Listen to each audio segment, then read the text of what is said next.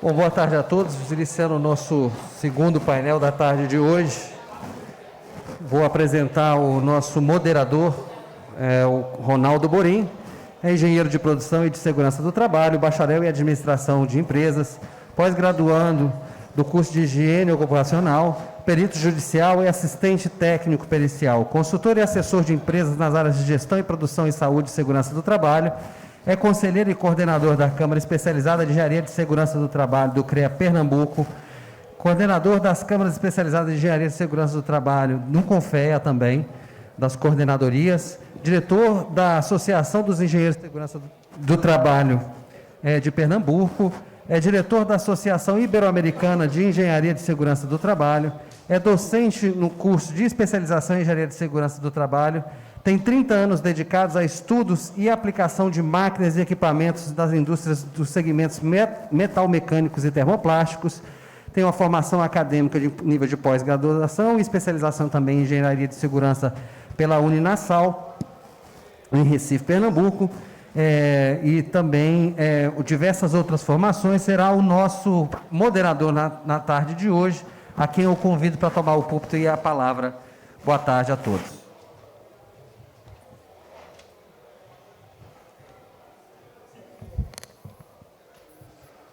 Boa tarde, tudo bem com vocês? Ok, nós estamos trazendo aqui dois palestrantes que possuem muito conhecimento na área de segurança do trabalho, para trazer as experiências pessoais deles para que compartilhem conosco. O tema central seriam os impactos das alterações das normas regulamentadoras e suas contribuições para a gestão de riscos ocupacionais. Inicialmente, eu vou convidar para que faça a sua palestra o engenheiro de segurança do trabalho, Kenjiro Suezawa Camargo. Ele é graduado em engenharia de produção pela Universidade do Estado do Mato Grosso, especialista em engenharia de segurança pela Universidade de Cuiabá, pós-graduado em Direito do Trabalho pela AMATRA do TRT 23, da 23ª Região. Atualmente é proprietário da empresa Sestra Segurança e Medicina do Trabalho, com sede na cidade de Cuiabá, Mato Grosso. Professor de cursos de pós-graduação em Engenharia de Segurança do Trabalho, diretor técnico da Associação Mato Grossense de Engenharia de Segurança do Trabalho, AMAEST, vice-diretor técnico da ANEST, Associação Nacional dos Engenheiros de Segurança do Trabalho, e conselheiro suplente do CREA Mato Grosso. Por favor, engenheiro Kenjiro, a plateia é toda sua, por favor. Bom, boa tarde a todos.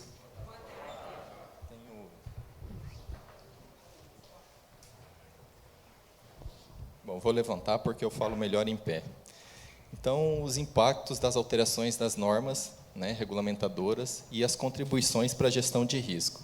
Essas alterações eram muito esperadas, a gente vem acompanhando desde 2012 a necessidade dessas alterações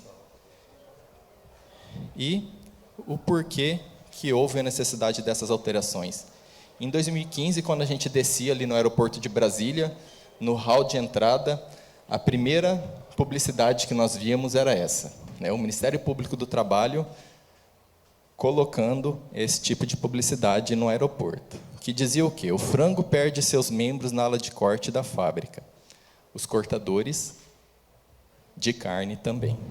Então, assim, é muito impactante,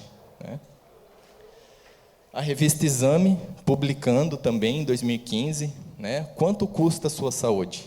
Aumento na questão da utilização dos planos de saúde, a saúde que tem um alto custo, que com certeza agora em 2022 esse custo aumentou ainda mais.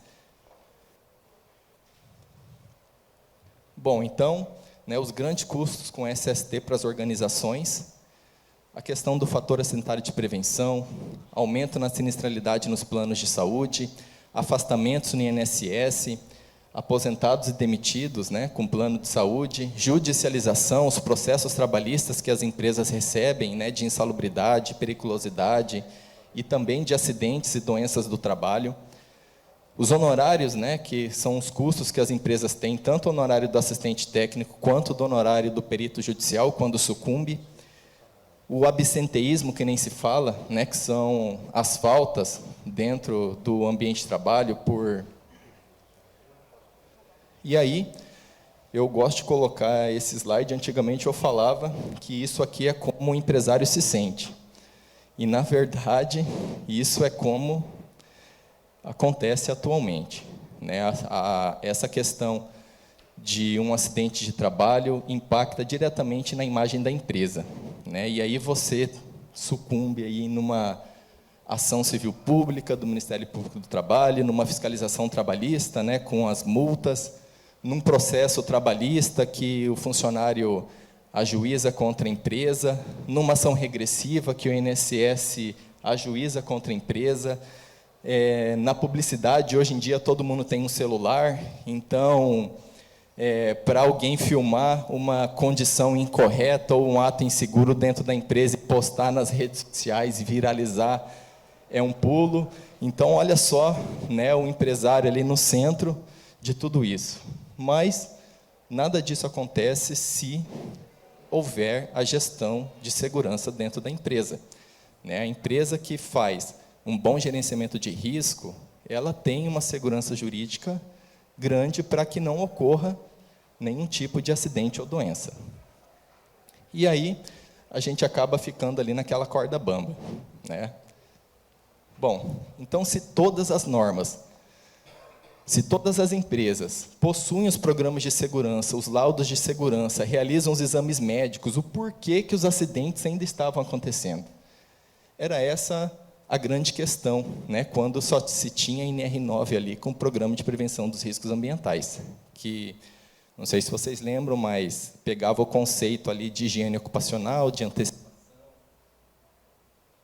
reconhecimento, né, e controle dos riscos, e aplicava ali para os riscos físicos, químicos e biológicos. Então, houve a necessidade, então, de desenvolver a cultura de segurança dentro das empresas. Observamos que a maioria das empresas tinham todos os documentos legais, faziam os exames médicos, tinham as medidas de controle implementadas, entregavam os equipamentos de proteção individual, e os acidentes continuavam acontecendo. E aí, com a instituição, com a alteração da NR1, houve ali a necessidade de implementar o PGR e o GRO. Né? Tanto que tem um item da norma que, se houver o sistema de gestão de saúde e segurança na empresa, né, que ele pode ser ali atendido, que o PGR, se dispensaria o PGR e se atenderia pelo sistema de gestão de saúde e segurança. E o que compreende, então, o PGR? É um inventário de riscos e o plano de ação. Né? Ali eu não vou ler esse texto, porque é um texto da norma, mas eu vou destacar para vocês as palavras-chave. Evitar, identificar, avaliar os riscos, classificar os riscos, implementar as medidas de prevenção, acompanhar e controlar. Né? São essas as premissas ali do item 1.5 da NR1.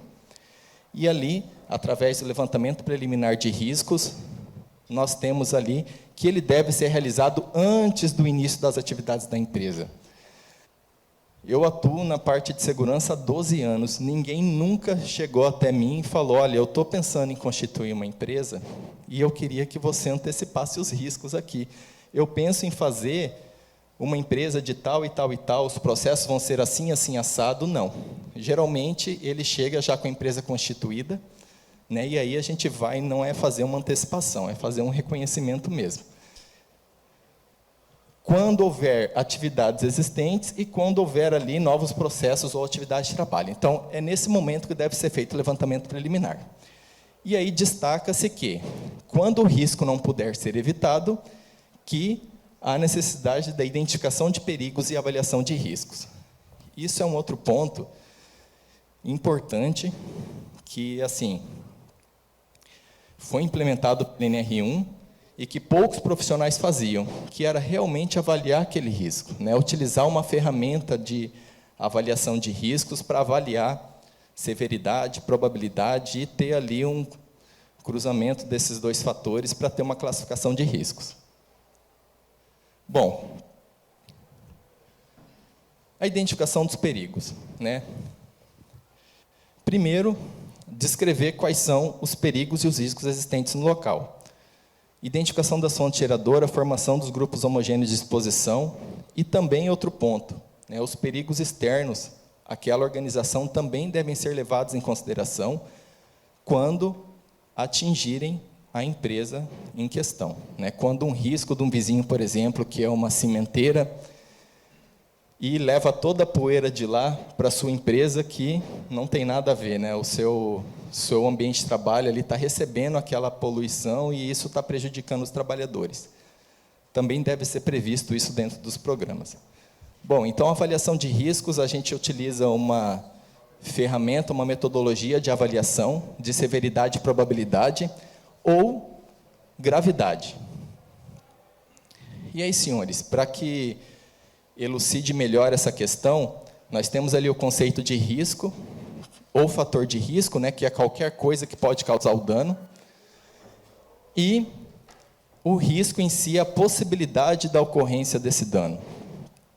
Então, nós temos ali o jacaré e a interação do indivíduo com o jacaré, que é a possibilidade de ocorrer o dano.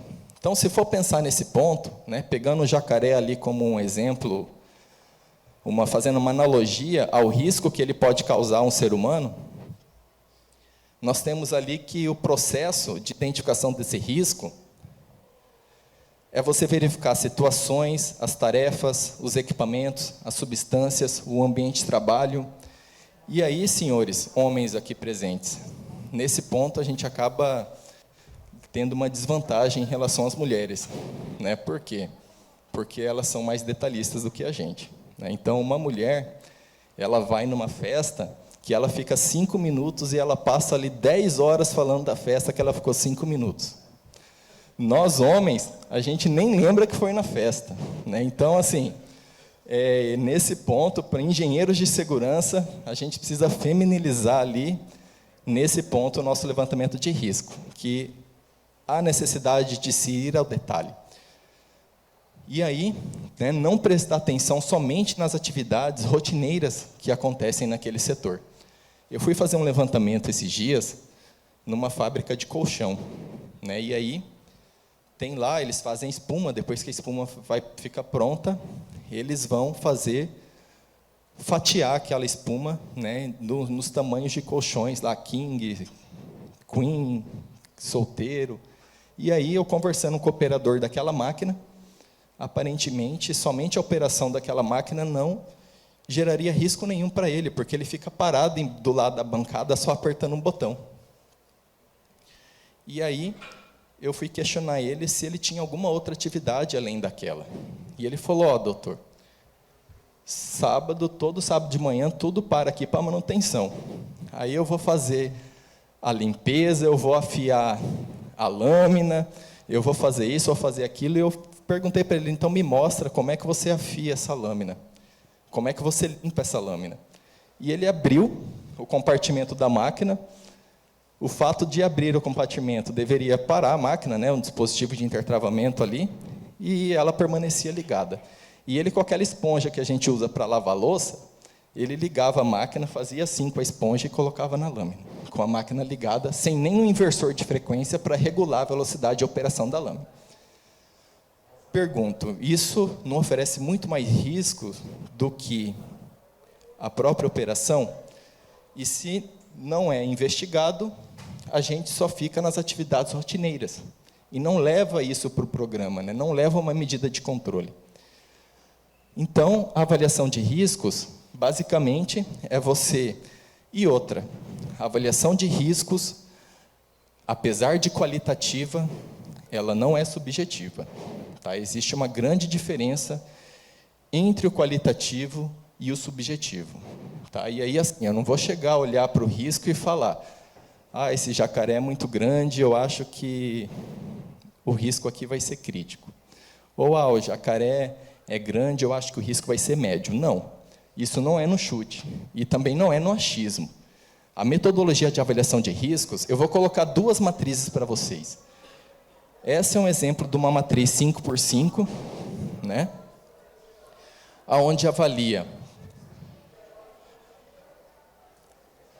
a probabilidade, a gravidade de um nível de 1 a 5, sendo que 1, no caso da gravidade, é trivial e 5 é desastre. Como é que a gente avalia isso?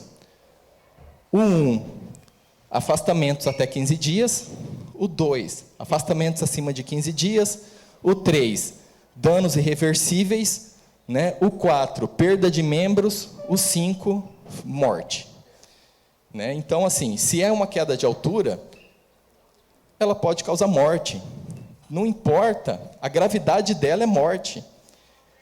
Então, ela não muda, a gradação da gravidade, ela não muda de acordo com o risco. Se o risco causa morte, a gravidade sempre vai ser 5, ou 4, se for numa matriz 4x4.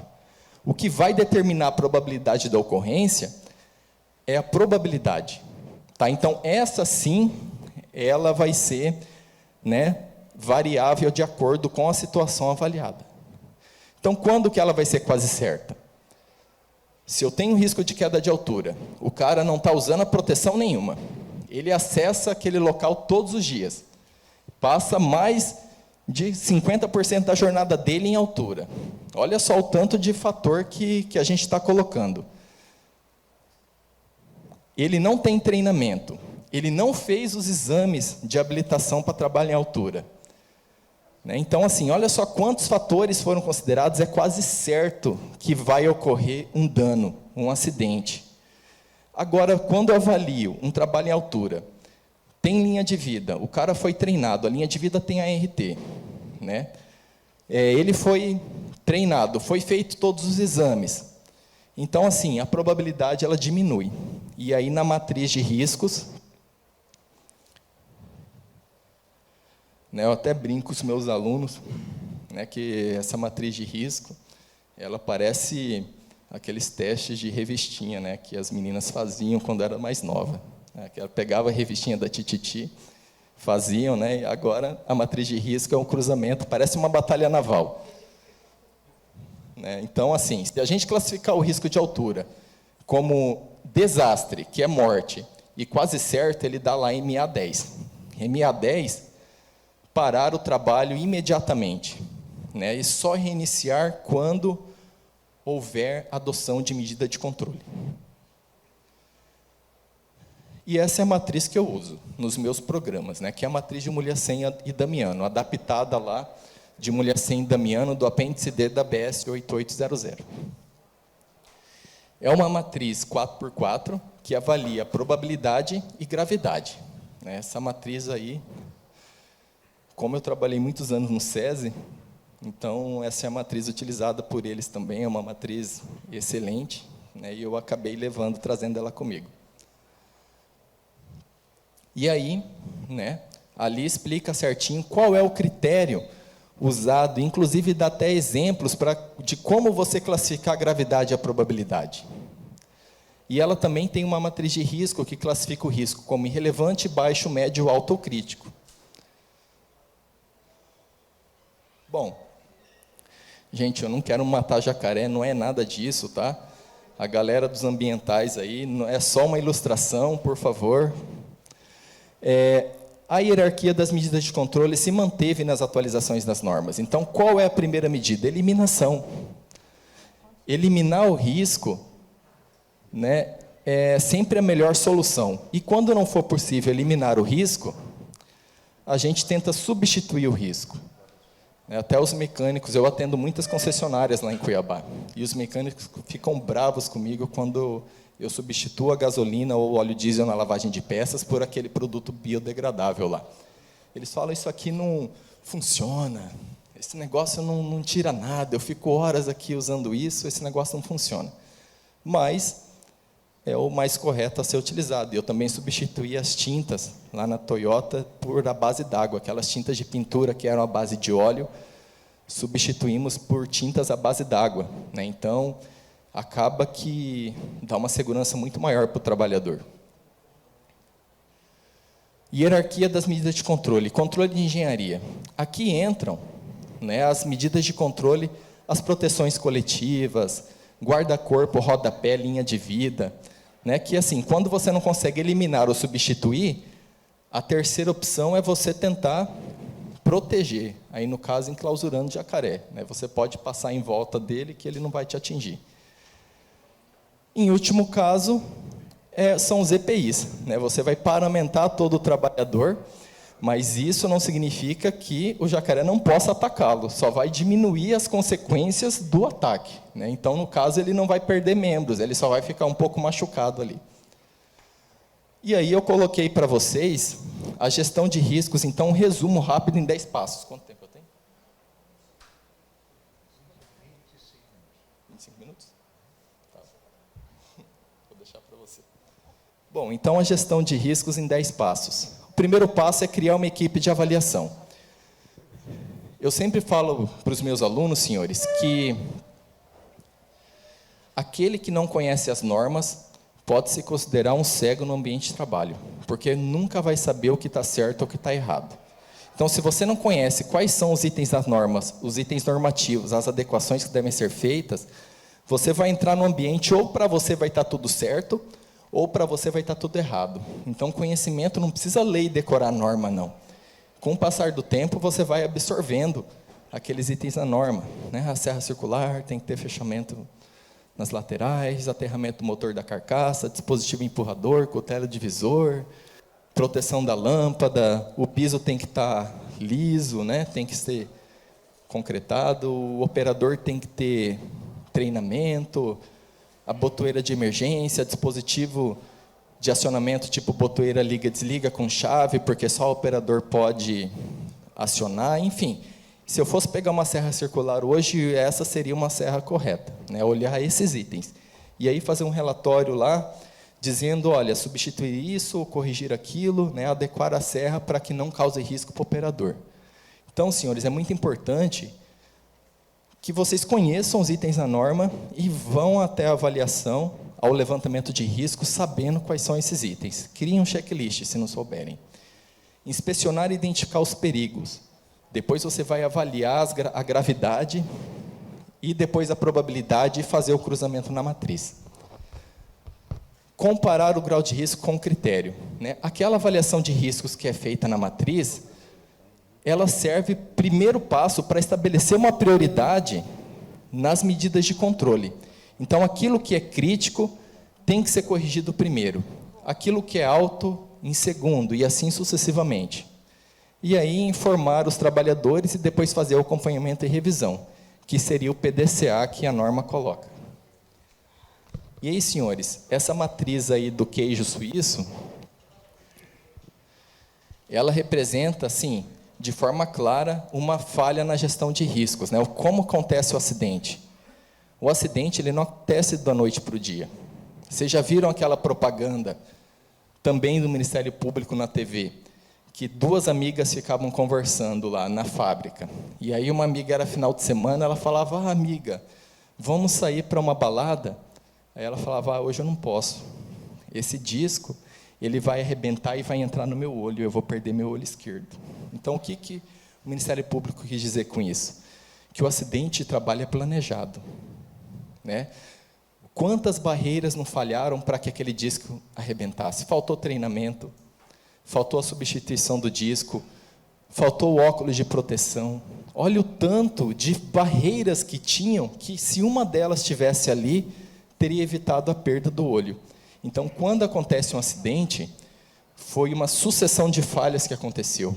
Não foi só uma, foram várias, né? E aí, na investigação de acidentes, a gente acaba levantando e observando tudo isso.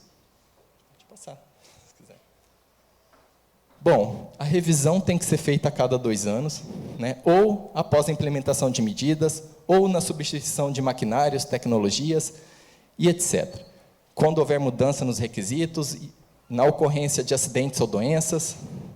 E aqui eu tenho um exemplo da matriz de riscos do PGR, né? Ó, classificação ali, trabalho em altura, possível dano, politraumatismo norte, padrão legal, NR35, identificação das fontes, no caso ali, que é o trabalho em altura. Tem alguma medida de controle existente? Aí, se tiver, ela vai ser inserida ali. Se não, coloca não aplicado. Tem alguma medida individual existente? Cita ela ali. Qual é o tipo de exposição? É habitual permanente, habitual intermitente, é eventual, é intermitente? Classifica isso, que é importante também. E aí, através disso, você faz a classificação da gravidade. A gravidade ali ficou 4, porque o trabalho em altura causa morte, e a probabilidade ficou 1, porque existe medida de controle. Nesse caso, existia a linha de vida, o treinamento e o cinto de segurança com talabarte. E quais são as contribuições, então, para a gestão de risco? Maior assertividade na definição das medidas de controle, maior garantia de que não haverão perdas ou danos à saúde do trabalhador, maior segurança jurídica para a empresa, uma vez que os documentos serão mais assertivos, e, consequentemente, então, uma redução no absenteísmo, redução nos atestados médicos emitidos para a empresa, redução nos afastamentos previdenciários, nas doenças dos benefícios comuns, que são os B31, e os B32, e nos acidentes e doenças ocupacionais, que são os benefícios B91, 92, 93, 94. E quando você entra nessa esfera dos benefícios, nós temos ali o risco de estabilidade por 12 meses daquele segurado, nós temos ali ação regressiva, e você acaba criando uma jurisprudência para a sua empresa. Ou seja, se foi configurado que aquele tipo de afastamento gerou um B91, se outro colega do mesmo setor tiver aquele afastamento, aquilo lá já vira uma jurisprudência para configurar também um B91 para ele, ou uma doença ocupacional para ele. E aí nós temos aumento no SAT, no FGTS, e olha o impacto que isso gera para a empresa. Então, senhores engenheiros, quando houver dificuldade, uma coisa que vocês têm que entender, que a gente não tem que ficar batendo boca com o dono da empresa. Não adianta falar, eu quero construir uma academia aqui, porque os funcionários vão ficar mais felizes e contentes. Ele não está preocupado se todo mundo está feliz e contente na empresa dele. Você tem que chegar com argumento, eu vou construir uma academia aqui, porque o nosso índice de afastamento está alto, o trabalho aqui é muito pesado, então há necessidade de um fortalecimento muscular, a nossa taxa de rotatividade está muito alta, porque ninguém está suportando esse trabalho, então o acompanhamento profissional numa academia vai melhorar essa questão da rotatividade. Taxa de rotatividade acima de 75% gera a perda do benefício do FAP, FAP meio, então isso é um outro impacto para a empresa. E você comprovar que a segurança vai ser um investimento, que essa academia vai ser um investimento e não um custo para ele, somente para a questão do lazer, e sim para questões relacionadas à melhoria de produtividade também e outros fatores. Bom, senhores, era isso que eu tinha para passar para vocês. Vou voltar 10 minutos? Sim, eu acho que é melhor. Aí você faz o fechamento da sua maneira. Tá bom. Bom, senhores, qualquer dúvida, eu estou à disposição. Seguem ali meus contatos, tá? Eu agradeço aí a presença de todos. Muito obrigado.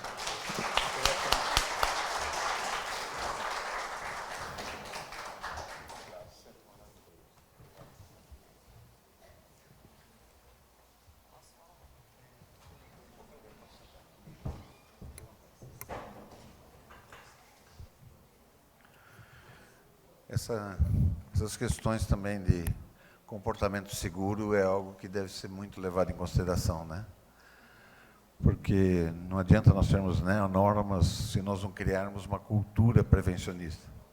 Então, isso realmente chama a atenção, Kenji? Ok.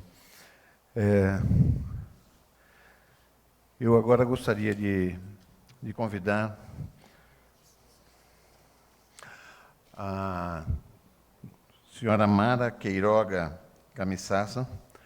Ela é auditora fiscal do trabalho, aprovada em concurso no ano de 2006, graduada em engenharia elétrica, com ênfase em sistemas eletrônicos e de telecomunicação, pela PUC de Minas Gerais, autora do livro NRs 1 a 37, Comentadas e Descomplicadas, está na 8ª edição, editora Macedo, Grupo GEM.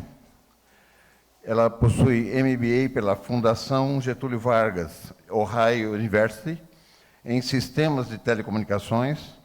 Em 2006, também foi aprovada no concurso para o cargo de analista tributário da Receita Federal do Brasil. Neste órgão, exerceu a função de chefe substituta do Centro de Atendimento ao Contribuinte na Delegacia da Receita Federal em Contagem, Minas Gerais. Em 2007, tomou posse no cargo de auditora fiscal do trabalho. Atualmente, exerce suas atividades na Seção de Segurança e Saúde do Trabalho da Superintendência Regional do Trabalho, SRT, em Belo Horizonte, Minas Gerais. Desde 2011, ministra aulas presenciais e online da disciplina Segurança e Saúde no Trabalho para concursos públicos e em cursos de pós-graduação. Ex-coordenadora do projeto de capacitação em Segurança e Saúde do Trabalho da Escola Nacional de Inspeção do Trabalho, ENIT, e também instrutora da Escola Nacional de Inspeção do Trabalho, ENIT. Eu gostaria de convidar aqui para trazer a sua palestra a auditora fiscal do trabalho, senhora Mara Queiroga Camissaça de Assis. Por favor, doutora Mara. Obrigada. Boa tarde, todo mundo. Não sou doutora.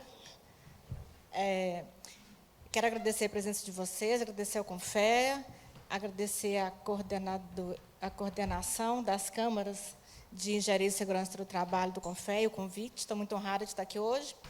A gente vai falar, então, das principais alterações da norma. Nosso tempo é muito curto, eu podia ficar aqui a semana inteira falando sobre as alterações das normas para vocês, que também não daria tempo, então trouxe, assim, o que eu achei assim, não posso deixar de falar isso aqui. Eu sempre gosto de deixar meus contatos, eu tenho minhas redes sociais, meu e-mail pessoal, podem entrar em contato comigo depois da palestra para tirar dúvida, eu estou sempre ajudando a esclarecer. Não posso dar consultoria, nos casos concretos, não posso dar minha opinião, mas eu sempre respondo como que a norma está, né, minha interpretação da norma, das normas. Então, o que a gente tinha antes do início da revisão das normas? Começou em 2019. As normas foram publicadas em 1978, né, gente? As 28 primeiras NRs. Hoje a gente tem 37 normas publicadas, 35 em vigor. NR2 foi revogada e NR27 também. Então, a gente tem, desde 78, redações muito antigas. Algumas normas tiveram alterações pontuais, outras tiveram alteração de redação, mas poucas normas, né? NR13 teve, NR12 também alteração de redação, mas a maioria das normas com redação muito desatualizada. Várias delas usando nomenclaturas muito antigas, às vezes incorretas. Chamo a atenção de vocês, por exemplo, do NR10 e NR36. O NR10 fala que sinalização é proteção coletiva. A gente vai ver aqui que sinalização não é proteção coletiva, a gente não pode ter esse entendimento. A NR36 fala que lava-óleos é proteção coletiva. De forma alguma, lava-óleos é proteção coletiva.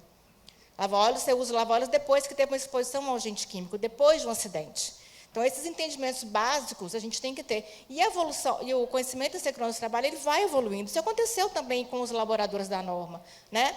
Então, a gente tinha, sim, informações erradas nas normas que estão sendo corrigidas, tá? Se vocês derem uma olhada na consulta pública da NR10, vocês vão ver que lá o conceito de sinalização já está correto. Na NR18 também.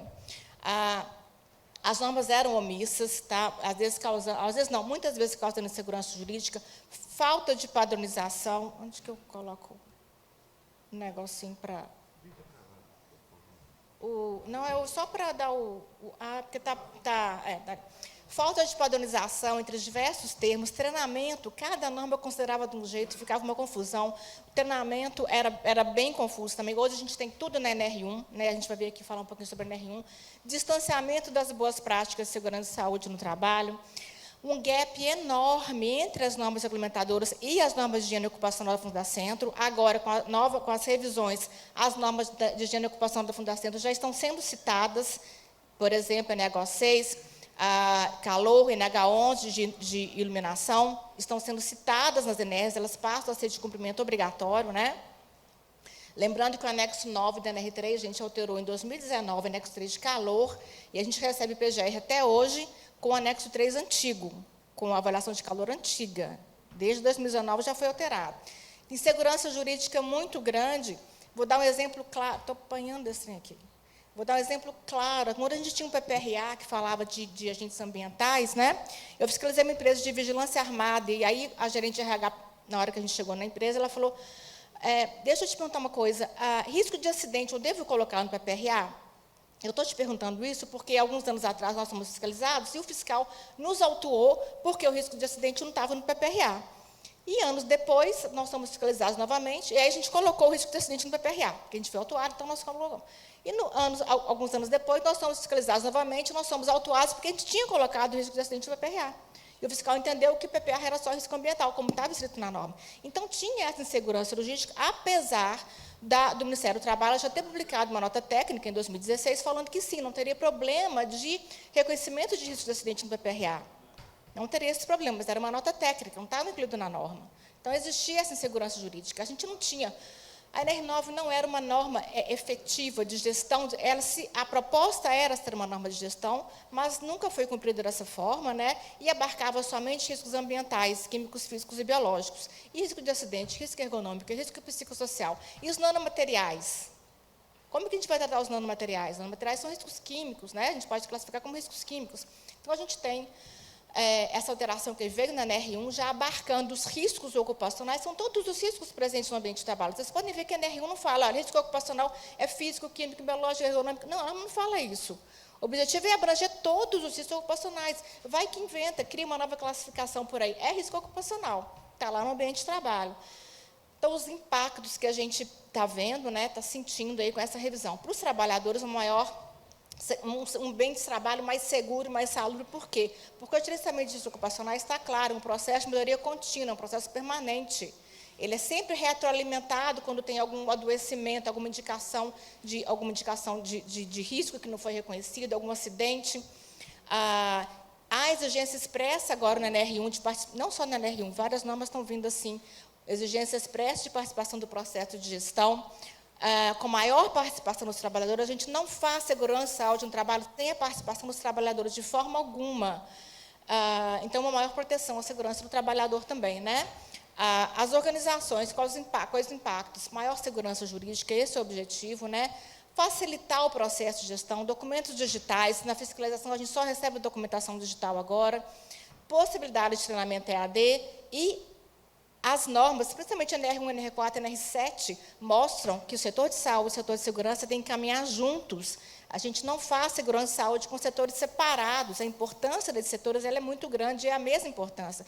E eles têm que trabalhar juntos. Se aparece um resultado anormal no relatório analítico do PCMSO, o pessoal da segurança tem que saber isso. Por que está acontecendo isso? É um relatório normal de perda auditiva? Por quê? O risco de ruído não foi reconhecido?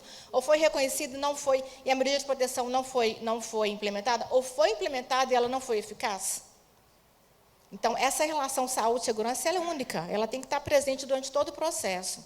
A gente tem impactos para a microempresa, empresa de pequeno porte, para o MEI, né, um tratamento diferenciado de dispensa de elaboração de PGR e PCMSO em determinados casos, sob determinadas condições. A dispensa de elaboração desses documentos, PGR e PCMSO, não implica na dispensa de garantia de um ambiente seguro e salubre, de forma alguma. Ninguém está dispensando a empresa disso. A dispensa, digamos assim, de um ato administrativo da empresa, da elaboração de um documento. Tá? A garantia de um ambiente seguro e salubre para o trabalhador, obviamente, permanece como obrigação da empresa.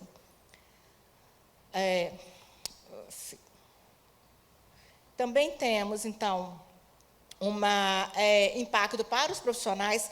Gente, as normas estão mais técnicas, está tendo uma exigência técnica muito maior dos profissionais, uma exigência de uma capacitação maior, que não se capacitar vai estar fora do mercado, não tem jeito. Tá? As normas estão bem mais técnicas, chamando mais as normas técnicas da ABNT, norma de higiene ocupacional. A gente tem que conhecer essas normas para conseguir atender as normas regulamentadoras. Obviamente, tem impacto para nós da fiscalização também. Né? Uma maior capacitação da fiscalização também é necessária. Isso já está acontecendo. Então, a NR1, né, a gente tem agora um capítulo de termos e definições. A primeira revisão da NR1, revisão de verdade, de texto, né, foi lá em 2019.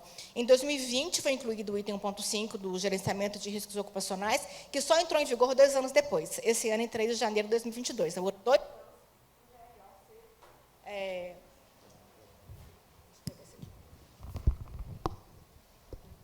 Então, demorou 2 anos para o GRO entrar em vigor. A gente tem, então, o direito de recusa agora, está na NR1, que é o direito do trabalhador de se recusar a realizar uma atividade que ele entenda, a seu ver, de acordo com o seu conhecimento, com o seu saber, né, que aquilo ali representa um risco à sua segurança e à sua saúde.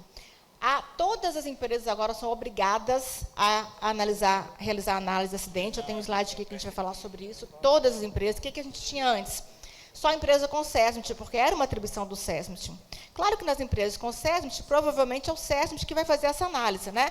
Mas agora, mesmo a empresa que não tenha SESMIT, ela tem que fazer a análise de acidente. Como que vai fazer? Vai contratar um profissional da área, porque a análise de acidente de trabalho é uma análise técnica, não é uma adivinhação, né? A hierarquia das medidas de controle está lá na NR1 agora, tá? Expressa, valendo para todo mundo, para todas as empresas. A gente não tinha isso antes. Tinha na NR9, né? E o item 1.5 importantíssimo, que o Kenjiro falou, né? Do gerenciamento de riscos ocupacionais. Eu chamo a atenção para o item que o Kenjiro falou também, o item 1.532 da norma.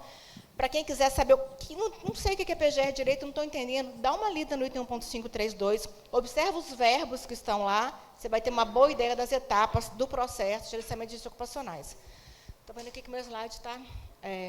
ficou desconfigurado, mas enfim. Então, aqui eu tenho as obrigações do empregador, né? Uma delas, que é o item 4.1 ali na G, a obrigação de cumprir a hierarquia das medidas de controle. Ouvidos os trabalhadores, sempre. Então, o empregador tem que implementar medidas de prevenção, ouvir os trabalhadores de acordo com a seguinte ordem de prioridade. Sempre eu vou tentar eliminar o fator de risco. Sempre. É a melhor solução. Tira o fator de risco dali, né? Claro que a gente sabe que, na maioria das vezes, não é possível. Então, eu vou minimizar ou controlar o fator de risco com o quê? Com a adoção de medidas de proteção coletiva. Como que você vai implementar um processo de gerenciamento de risco se você não souber o que é proteção coletiva, não tiver esse conceito claro na sua cabeça? Não tem jeito, a empresa vai ser autuada. E as empresas têm sido autuadas por causa disso. Então, vou passar um próximo slide, depois eu volto nesse. O que é, então, proteção coletiva? O próprio item mostra para a gente, é tudo aquilo que minimiza e controla os fatores de riscos. Então, são ações, dispositivos, equipamentos, circuitos, sistemas, destinadas a minimizar ou manter sob controle os fatores de risco ocupacionais existentes no ambiente de trabalho. Então, só para a gente tentar exemplificar aqui, exemplos de proteção. Então, antes disso, eu coloquei algumas características para vocês identificarem se aquilo que está na sua frente, ou que você precisa implementar, é uma proteção coletiva ou não. Uma aluna me perguntou uma vez, onde que está a lista de equipamentos de proteção coletiva? Não existe essa lista de equipamentos de proteção coletiva. Né? Isso aqui é uma lista isso aqui são características de proteção coletiva que vocês têm que lembrar na hora de definir se aquilo que você está vendo é proteção coletiva ou não. Então, a proteção coletiva, ela minimiza ou mantém o risco sob controle. Isso é o que está lá no item 4 ali na G. A gente tem que lembrar que a proteção coletiva, ela age no ambiente de trabalho, ela tenta segregar o ambiente de trabalho. É uma prevenção passiva. Por que a proteção coletiva é uma prevenção passiva? Ela independe de qualquer ação do trabalhador. Uma vez instalada, ela independe de qualquer ação do trabalhador para ela cumprir sua função protetiva. Isso é importantíssimo para a gente entender se aquilo ali é proteção coletiva ou não. É uma medida de engenharia, como o Kenjiro falou, né, tal do Engineering Controls do inglês, né? Então, existe todo um projeto por trás de uma medida de proteção, que deve ser devidamente dimensionada, projetada, instalada e mantida. Eu não vou fazer enclausuramento de uma fonte geradora de ruído, que é uma proteção coletiva, de qualquer forma. Eu tenho que analisar o ruído. Quais são as frequências daquele ruído? Que tipo de material fonoabsorvente que eu vou usar? Não é uma coisa muito simples fazer enclausuramento de fonte de ruído, né? E devo também me preocupar se as condições de prevenção originalmente consideradas no projeto, elas serão mantidas. Então, eu tenho que não só dimensionar, projetar, instalar, mas eu tenho que manter aquelas condições originais. Então, existe todo um monitoramento da proteção coletiva. Apesar do nome coletiva, O EPC pode alcançar um único trabalhador, que a gente vai ver no próximo slide aqui. Por exemplo, aqui alguns exemplos de proteção coletiva. Enclausuramento da zona de perigo de uma prensa, obviamente, né? Guarda-corpo em rodapé, sistema de umidificação, indústrias alimentícias, por exemplo, em áreas com grande concentração de poeira, de farinha, né? Por exemplo, indústrias têxteis também, sistema de ventilação diluidora, sistema de exaustão, encamisamento do tubulão escavado manualmente, que é o tubulão a céu aberto, o antigo nome usado na NR18, né? O encamisamento do tubulão, gente, com anéis de concreto, para contenção ali de deslizamento das paredes internas, é uma proteção coletiva, mas protege o poceiro, que é o nome que a gente dá, não sei se vocês dão na região de vocês outro nome, para quem escava, protege o poceiro, um único trabalhador. O fechamento da cabine do trator de aplicação de agrotóxicos também é proteção coletiva, desde que devidamente dimensionado, com climatização, tudo funcionando certinho, né? Ventilação local de diluidora, que eu falei, o scanner de presença é uma proteção coletiva, por exemplo, indústrias automobilísticas, onde tem um robô ali, né, trabalhando. A cortina de luz também, né? O que não é proteção coletiva? E que é o que aparece demais no PGR, que a gente vê, e a empresa é autuada por causa disso. O extintor de incêndio não é proteção coletiva. O próprio nome fala, ele vai extinguir um incêndio, já aconteceu, já explodiu, já está pegando fogo. Que risco que ele eliminou? Né? Extintor de incêndio, sprinkler, hidrante, tudo isso, né? Eu peço desculpas aqui, não sei, desconfigurou. Cone de sinalização, faixa de sinalização, fita dezebrada, etc. Não é proteção coletiva, gente. Uma proteção, essas fitas zebradas que às vezes as empresas colocam na periferia da obra, né, por exemplo, para eliminar, entre aspas, o risco de queda de altura, né? Aquilo ali é uma proteção precária. A proteção precária é muito pior que a inexistência da proteção. Por quê? Ela dá uma falsa sensação de segurança. E aí você perde o medo. Aí você perdeu o medo, ferrou. Né? Então, é melhor não ter, então. Porque aí você fica com... É melhor não ter, sim, entre aspas, né? Você fica com medo, você não vai aproximar ali da periferia, né?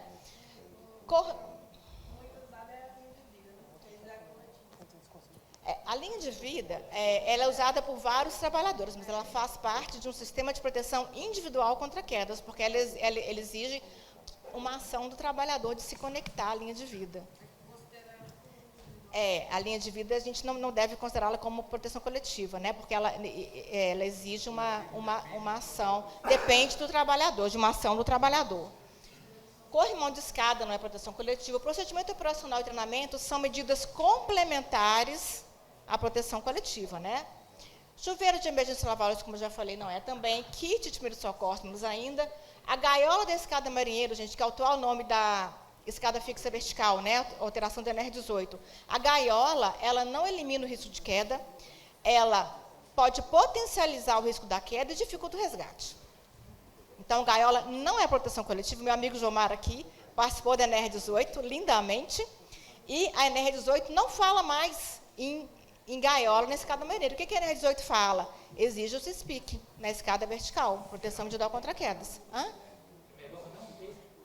É melhor não ter a gaiola. A OSHA dos Estados Unidos já proíbe a instalação de novas gaiolas, de novas escadas com gaiola. Já existe isso aí há algum tempo na OSHA, né? Então, alguns conceitos que a gente tem que conhecer, porque na hora que você for implementar o seu PGR, for elaborar e implementar o seu PGR, se o seu conceito estiver errado, a fiscalização não vai considerar aquilo, né? A empresa vai ser autuada. Por que eu falo que sinalização de segurança não é proteção coletiva? Não é mesmo, né? Olha só essa placa aqui.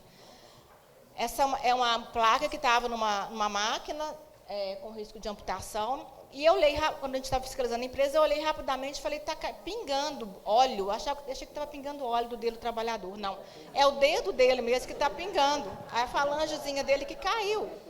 Então, isso aqui, risco de amputação de dedo. Com a zona de perigo da máquina totalmente desprotegida. Cara, eu dependo do trabalhador entender. Primeiro ele tem que ver onde está a sinalização.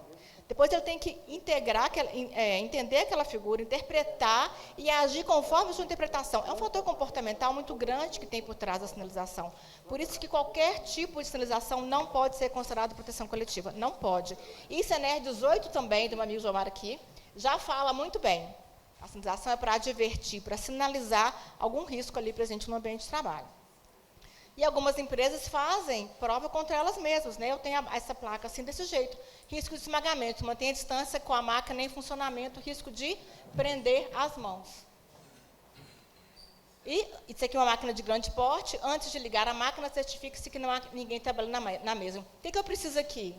Preciso aqui de scanner de presença, porque eu tenho zona de sombra nessa máquina, onde o trabalhador fazendo manutenção, o operador não vê que ele está fazendo manutenção e aciona a máquina. Eu preciso de scanner de presença aqui. Ah, mas tem um cadeado que ele coloca... Cadeado é procedimento. Procedimento é medida administrativa, não é proteção coletiva. Eu estou querendo o trabalhador estar com o cadeado lá, lembrar de colocar o cadeado para fechar a porta. A maioria dos acidentes ocorre nas intervenções de manutenção, reparo, ajuste e limpeza. Geralmente, em operação, ocorre também, mas a maioria dos acidentes são nessas intervenções. Então, continuando aquele slide, né? Eliminei, não consegui eliminar, vou minimizar usando proteção coletiva, também não foi efetivo, vou, então, minimizar e controlar o fator de risco com a adoção de medidas administrativas de organização do trabalho, por exemplo, implantação de rodízio, pausas, alteração de jornada, procedimento de trabalho, treinamento, né? Tudo isso tem um fator comportamental ou um fator administrativo mesmo, com o objetivo de diminuir a exposição do trabalhador ao risco. Essas são medidas de prevenção, eu estou atuando no ambiente de trabalho. Ao contrário das medidas de proteção, quando eu falo em proteção, eu estou protegendo o trabalhador, estou segregando o trabalhador com o EPI. Na verdade, medidas de proteção individual é fornecimento de EPI e instrução, orientação do trabalhador com relação a boas práticas de higiene no local de trabalho, como não se alimentar, não fazer lanchinho no local de trabalho, não levar a mão à boca, não levar as mãos aos olhos, né, num ambiente que tem ali alguma contaminação. Aqui eu tinha outros slides, mas eu tive que dar uma resumida na minha apresentação, só lembrando, quando eu fizer a reconhecimento de agente químico, pessoal, é substância ou mistura que pode penetrar no nosso organismo pela via respiratória, dérmica ou digestiva, né? O agente químico tem CAS. CAS é um código numérico que identifica de forma inequívoca os agentes. Se vocês deram uma olhada na R7 nova, toda norma que vier com agente químico vai ter o CAS agora. Na R15 e na R9 também vão vir assim. Na R7 já tem lá no anexo 1 a identificação do CAS de cada agente químico. Então, se eu falar no meu PGR, como está aqui, agente químico, fumos metálicos, não tenho a menor ideia que agente químico que é esse.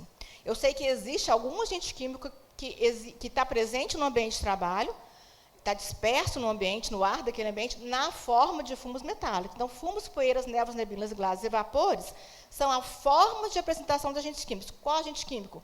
Aqui eu não sei. A empresa falou poeira e fumos. Eu não sei que agente químico que é.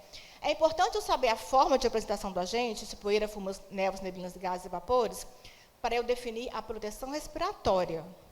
Por que eu tenho que saber qual é o agente químico? Para eu saber qual é o dano. Qual é a lesão que a gente vai causar. Então, eu tenho que falar fumos de cádmio. Cádmio é o agente presente na forma de fumos. Aqui, uma alteração importantíssima que a norma fala, então, que cabe ao empregador determinar procedimentos que devem ser adotados em caso de acidente ou doença relacionada ao trabalho, incluindo a análise de suas causas. A norma coloca causas no plural, como o Candido falou aqui. O acidente é um evento multifatorial, multicausal. Não posso falar, o trabalhador estava distraído e colocou a mão na zona de prensagem da prensa. Isso não sou eu que estou inventando, isso tem análise de acidente assim para a gente. É por que a prensa não estava protegida? Eu já fiscalizei a análise de acidente que o trabalhador perdeu o braço, amputação do braço. Vários fatores ali colaboraram. E aí eu só trouxe aqui para vocês, quem quiser baixar da internet, sem nenhuma violação de direitos autorais, vocês podem baixar um clássico sobre análise de acidentes, um acidente de organização do Michael Lore, é um livrinho excelente, ele faz análise de grandes acidentes, tá? De acidentes ampliados, inclusive, muito interessante, ele mostra a multicausalidade dos acidentes. Só lembrando, também sugiro vocês darem uma olhada nesse item da norma, o item 552, que mostra o que a empresa deve considerar na análise do acidente. Deve considerar as situações geradoras do evento, levando em conta as atividades efetivamente desenvolvidas. O que é isso? Eu tenho que considerar o modo operatório do trabalhador. Eu não vou fazer uma análise de acidente lendo procedimento de trabalho.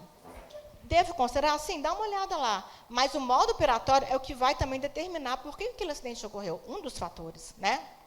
Então, tem que considerar o modo operatório, tem que considerar o ambiente de trabalho, os materiais, a organização da produção, etc.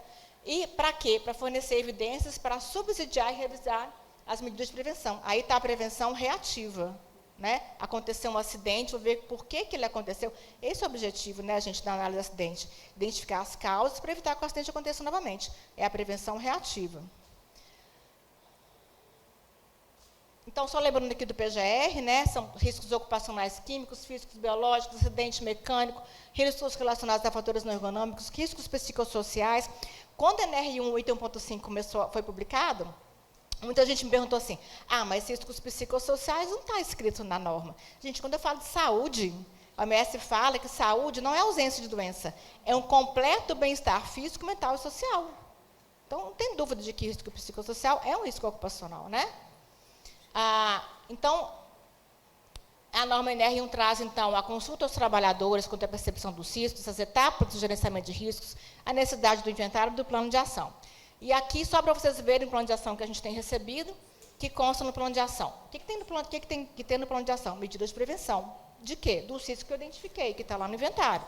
E a empresa mostra. Ação, fornecer e fiscalizar o uso dos EPIs. Realizar inspeção de segurança e saúde no local de trabalho. Vantagem. Acompanhar os carros de afastamento. Acompanhar exames complementares. Para qual risco? Isso aqui vale para a padaria e para a indústria alimentícia. Não sei que empresa que é essa, qualquer uma. Né? Então, não é isso. O plano de ação tem que ter as medidas de prevenção. NR4. O nome da norma, então, foi alterado, né? É Serviço Especializado em Segurança e Medicina do Trabalho, tiramos a palavra engenharia, para ficar de acordo com o artigo 62 da CLT. A vigência da norma é em novembro de 2022, daqui a 2 meses. A gente teve alteração pontual naquele quadro de mencionamento de profissionais, gente, só no que se refere ao auxiliar de enfermagem do trabalho e enfermeira do trabalho, só, tá? O resto ficou igual. Regra geral, não se substitui um profissional pelo outro. No SESMIT, eu não posso substituir o técnico de segurança pelo engenheiro. Exceto a NR 37, plataforma de petróleo, que prevê essa substituição. Mas a NR 4, regra geral, não.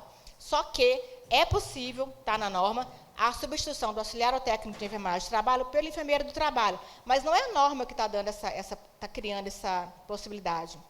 Isso está na lei, a lei que regulamenta a profissão de enfermagem e do técnico de enfermagem, que prevê que o enfermeiro realiza todas as ações de enfermagem. Então, por isso que a NR4 colocou isso. É possível agora a terceirização do SESMIT? Está escrito na norma, pode terceirizar o SESMIT? Não. Só que foi retirado o item que falava que os membros do SESMIT são obrigados a serem empregados da empresa. A empresa deve contratar os membros do SESMIT. Isso foi retirado, então agora é possível a terceirização do SESMIT. A tabela de grau de risco, aquela tabelona, né, ela não foi alterada, mas existe a previsão de alteração. A primeira atualização em até 2 anos a partir da publicação da norma, e depois a cada 5 anos, em função de indicadores de acidentalidade de cada CNAE. Então, se eu tenho um CNAE que é grau de risco 3, atividade de limpeza, e essa atividade econômica vem apresentando índices de acidentalidade muito altos, pode ser que ela passe para grau de risco 4, quando da revisão da tabela. A carga horária semanal agora dos profissionais, né, profissional de nível médio 44 horas integral, nível superior 15 horas parcial e 30 horas integral. Lembrando que somente para profissionais de nível médio é possível que a organização contrate mais de um profissional, de nível superior, desculpa, somente profissionais de nível superior, engenheiro, enfermeiro e médico. A organização pode contratar mais de um profissional, desde que cada um dedique no mínimo metade da carga horária semanal. Então, se eu tenho um SESMIT constituído por 2 engenheiros, por um engenheiro, que tem que cumprir 30 horas integral, a empresa pode contratar 2 engenheiros, desde que cada um cumpra 15 horas parcial, totalizando as 30. Isso não vale para o técnico. Eu não posso ter 2 técnicos cumprindo 22 horas. O técnico cumpre a hora integral de 44 horas, o mesmo técnico. O dimensionamento agora do SESMIT, ele se vincula, então, ao número de empregados da organização e ao maior grau de risco, que eu vou definir entre a atividade econômica principal e a atividade econômica preponderante, tá? Então, bom, isso aqui. Só falar isso aqui. A atividade preponderante, a atividade econômica principal é aquela que está no cartão CNPJ. Eu não estou enxergando de longe, pode falar para mim que estou enxergando. Filho, sem chance. Então, deixa eu correr aqui. Mais do que eu estou correndo. Ufa! A atividade econômica preponderante é aquela que tem o maior número de trabalhadores trabalhando naquela atividade, né? Deixa eu correr aqui, não vou nem esperar responder. Então, olha só. Se eu tenho uma empresa sem prestador de serviço nem nada. Eu vou dimensionar o meu SESMIT de acordo com a minha quantidade de empregado e o maior risco entre a atividade econômica principal e a preponderante ponto final. Mas eu vou contratar uma empresa de vigilância. Aí eu vou considerar os trabalhadores dessa empresa de vigilância no meu dimensionamento do meu SESMIT. Porque a norma fala que, no caso, que o SESMIT da contratante, no caso de contratação de empresa prestadora de serviço, tem que considerar os próprios empregados, mais os trabalhadores das contratadas. Quando que isso vai acontecer? Quando for trabalho não eventual, realizado nas dependências da contratante ou em local previamente convencionado em contrato. O que é trabalho não eventual? A norma fala que é trabalho eventual, trabalho decorrente de evento futuro incerto. Então, se eu contratei uma empresa para instalar ar-condicionado, eu vou considerar esses empregados no meu SESMIT? Não. É um trabalho eventual. Né? Agora, eu tenho uma empresa de vigilância, serviços gerais, realizada ali rotineiramente, de forma não eventual. Eles integram o meu SESMIT. E aí, só chamando a atenção de vocês, o quadro, então, gente, do NR4 fala trabalhadores, tá? Trabalhadores. Muita atenção aí. E aí a grande novidade, mas nem é tão grande assim, porque, na verdade, estava na redação anterior da NR4, mas a redação anterior da NR4 era triste, né? Difícil demais de entender. Então, agora deram uma simplificada, a redação está bem mais simples de a gente interpretar. Então, eu tenho o SESMIT individual. Cada estabelecimento tem seu próprio SESMIT.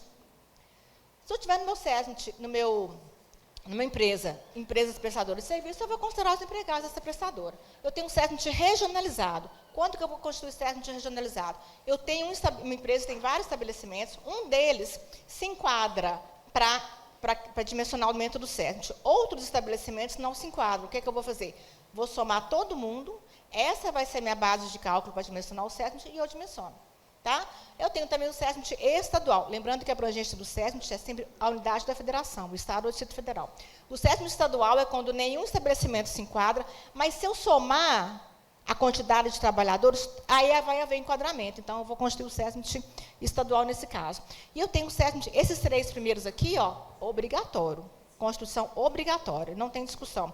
Esse compartilhado, ele é opcional. É quando várias empresas, diferentes organizações, mesma atividade econômica, estabelecimentos localizados em municípios limítrofes, ali com divisão geográfica, ainda que em diferentes estados, elas se reúnem e resolvem construir um SESMIT compartilhado. Tá? Ou seja, eu posso ter SESMIT compartilhado entre Minas e Bahia. Eu nunca vou ter SESMIT compartilhado entre Minas e Amazonas. Tem que ter ali o município limítrofe. Né? No caso, somente para empresas de grau de risco 3 e 4, somente nesses casos, se essas empresas, o SESMIT dessas empresas tiver 2 ou mais técnicos de segurança, e se essas empresas trabalharem em turno, a norma exige que, se algum desses turnos na empresa de grau de risco 3 tiver mais 101 trabalhadores, os técnicos têm que se dividir em turnos, o que é super razoável, né, gente? E para grau de risco 4, se o turno tiver mais de 50 trabalhadores, os técnicos também têm que se dividir naqueles turnos, no turno que tem mais de 50 trabalhadores. NR5, a gente tem agora, o mapa de risco não é mais obrigatório, né? Lembrando, gente, só um parênteses aqui que eu sempre tenho que falar. A portaria antiga, lá da década de 90, que falava do mapa de riscos, né? Falava que umidade era agente físico. Umidade não é agente físico, pelo amor de Deus. O que é agente físico? São formas de energia, ruído, vibração, calor, temperatura normal, etc. Infrasom, ultrassom. Umidade não é forma de energia, então umidade não é agente químico, é uma condição adversa presente no ambiente de trabalho.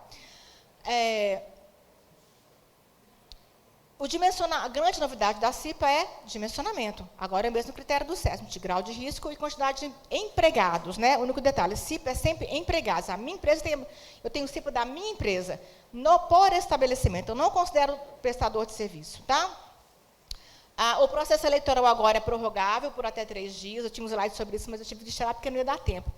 Uma coisa importantíssima, gente, os elaboradores da norma trouxeram para o texto normativo o entendimento da jurisprudência sumulada majoritária, que entende que o término do contrato de trabalho por prazo determinado não caracteriza mais dispensa arbitrária ou sem justa causa do empregado eleito. Tá? Então, eu tenho um contrato por prazo determinado, entro na empresa, meu contrato tem data para terminar, me candidato à CIPA e sou eleito. E durante o meu contrato, durante o mandato da CIPA, o meu contrato encerra. Eu vou embora da empresa. O que as pessoas faziam? Eles entravam na justiça justificando estabilidade. Mas eles tinham um contrato por prazo determinado. Então, a justiça entendia, não. Você tinha um contrato por prazo determinado, você sabia que ia terminar, não tem direito pode ser demitido, sim. E isso veio para o texto da norma agora, tá? Então, só lembrando aqui, quadro de dimensionamento da CIPA, empregados, não trabalhadores. As reuniões ordinárias podem ser presenciais, preferencialmente, mas podem ser remotas também. O treinamento agora, a carga horária varia de acordo com o grau de risco da empresa. Se a modalidade for semipresencial, a norma determina que a carga horária é mínima para a parte presencial. O integrante do SESM está dispensado do treinamento da CIPA, mas ele pode fazer o treinamento? Claro que pode, na minha opinião, deve. A gente tem, para as organizações prestadoras de serviço, a gente tem agora a CIPA centralizada e a CIPA própria. Por quê? Eu tenho aquela empresa prestadora de serviços gerais, de limpeza, no Estado, né? Eu tenho, antes, na redação antiga, né, eu tinha três empregados numa empresa, 10 na outra, 15 na outra, e nenhuma delas a empresa era obrigada a constituir CIPA, né? E a empresa tinha no Estado 1.000, 2.000 empregados. Então, o que acontece agora? Com a CIPA centralizada, essa empresa de vigilância vai ser obrigada a constituir a CIPA, considerando o total de empregados no Estado. E vai ser obrigada a constituir CIPA própria, CIPA própria, se ela prestar serviço em grau de risco 3 ou 4, tá? Não dá tempo para a gente falar os detalhes aqui, né? Queria falar rapidamente sobre a NR6, tem coisas muito importantes na NR6. A seleção, uso e manutenção do EPI agora tem que considerar programas e regulamentações relacionados, por exemplo, PPR. Então, agora eu tenho na NR6 uma referência, a obrigação de eu considerar o PPR, o Programa de Proteção Respiratória por exemplo, da Fundacentro, PCA, Programa de Conservação Auditiva. Os empregados têm, além de guarda e conservação do EPI, eles são responsáveis pela limpeza do EPI. E aqui a gente tem que ver a diferença entre higienização e limpeza. A higienização é obrigação do empregador, limpeza do empregado. A norma traz para a gente qual é essa diferença. Importantíssimo isso aqui, gente. A norma fala também, a NR6 vai entrar em vigor só em fevereiro, tá? Não está em vigor ainda não. A necessidade da empresa verificar a compatibilidade no caso de uso simultâneo de vários EPIs para assegurar a eficácia para a proteção contra os riscos existentes. Então, eu trouxe aqui essa figura. Esse trabalhador está usando um óculos de proteção, vocês estão vendo aqui que ele está usando um óculos de proteção? Capacete protetor auditivo, né? Veja que a haste do óculos, ela está embaixo da concha. Já prejudicou a vedação, não tem proteção auditiva aqui mais. A concha tem que vedar a entrar a orelha, né? Está errado. Olha a haste do protetor auditivo dele, sobre a aba do capacete. Vários fabricantes de proteção auditiva falam que o EPI, a proteção auditiva é testada com a haste sobre a cabeça. Tá? Eu tenho que usar da forma adequada. O trabalhador tem que ser treinado para isso, né? A norma fala também sobre que a seleção do EPI tem que considerar a adequação ao empregado, as características antropométricas do trabalhador e o conforto oferecido. É a primeira vez desde 1978 que a palavra conforto está na NR6. Esse o quê? Esse é o objetivo. Não entrega. Esse é o objetivo. Amigos, ao final da palestra, será distribuído aos senhores um formulário para que sejam feitas perguntas aos palestrantes. Okay? Então, quem tiver perguntas, pode recolher aqui com os nossos colegas.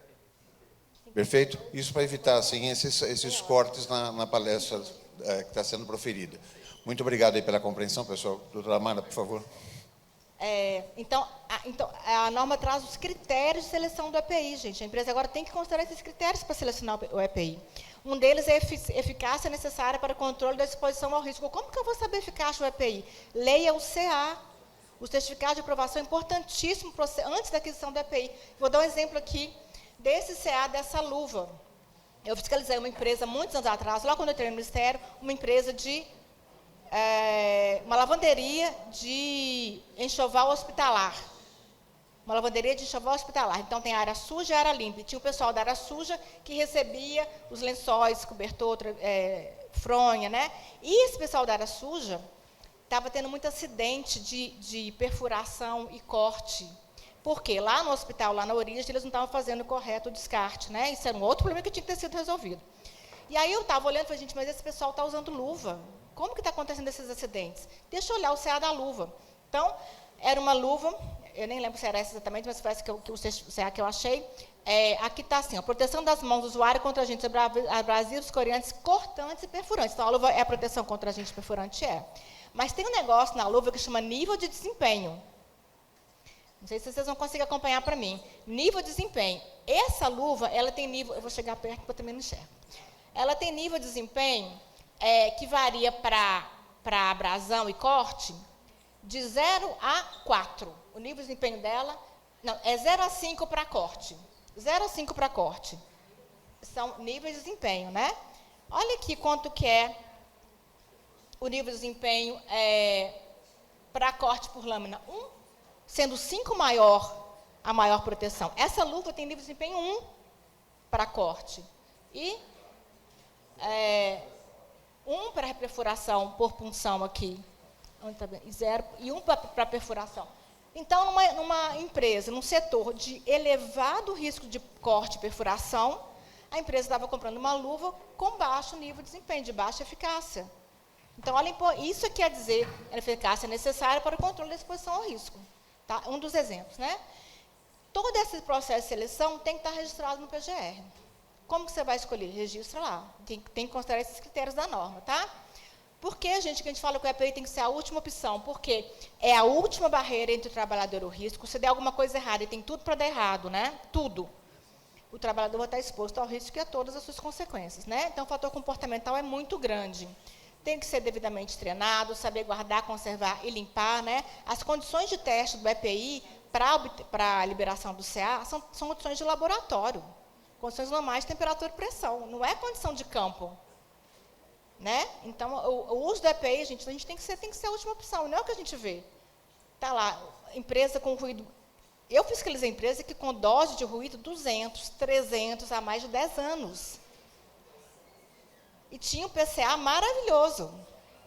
Todo mundo com proteção auditiva. Mas cadê a medida de controle de ruído? 200, dose de 200, altíssima rotatividade, ninguém aguenta ficar numa empresa assim. A norma fala agora também que o EPI tem que ser comercializado com CA válido. Então, antes de comprar o EPI, vê se o CA está válido. Tá? E, depois de adquirido, para fornecer para o empregado, você tem que observar as condições de armazenamento e o prazo de validade do produto, porque, de acordo com o Código de Defesa do Consumidor, todo fornecedor tem que informar o prazo de validade. Né? Então, o prazo de validade do CA, na data da compra, tem que estar válido. Na hora da compra do EPI, o CA tem que estar válido, né? Isso é diferente do prazo de validade do produto e que é diferente da vida útil. Qual que é a vida útil de um protetor auditivo, de uma máscara, de um protetor, uma máscara facial? Eu não sei, é o profissional de segurança que vai saber, de acordo com as condições de uso, as condições ambientais.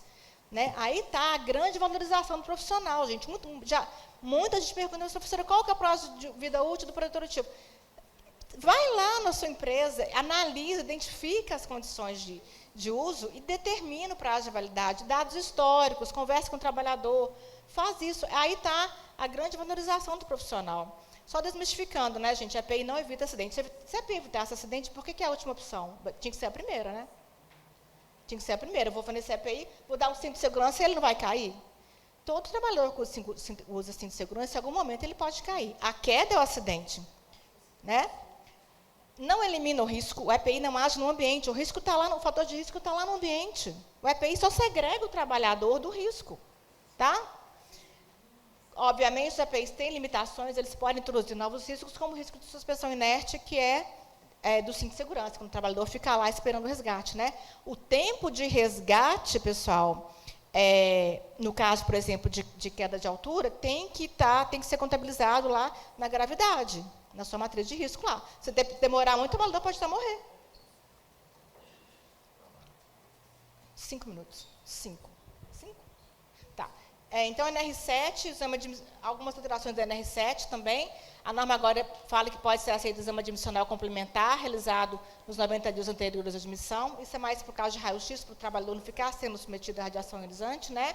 Na demissão, pode ser aceito o exame audiométrico realizado até 120 dias antes da data de finalização do contrato. Lembrando que o exame do 6º mês não é mais obrigatório, tá? Só para 3 categorias lá do anexo 4, que eu vou falar daqui a pouco.